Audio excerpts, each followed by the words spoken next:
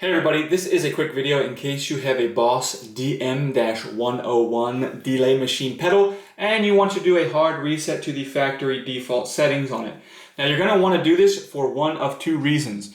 If the first one is troubleshooting. If this pedal is not working or not responding or not doing what it's supposed to do, a lot of these issues can be fixed with a hard reset. Now you're going to need to redo any configurations or saved settings or anything like that on it because it will all be wiped off to the factory default. And that's the second reason you want to do this. If you've gotten, all jumbled up with what you've got on there, your presets, etc., or if just for whatever reason you want to get it like it was when it came out of the box in terms of its settings, we can do that really simply.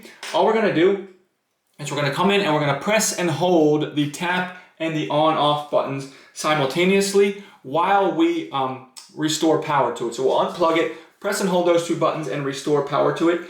And when it turns on, then we're going to let go and then press the tap switch again. Now this will start the factory reset, and you'll know it is working when these memory lights up here will start to light up in progress from the manual all the way across.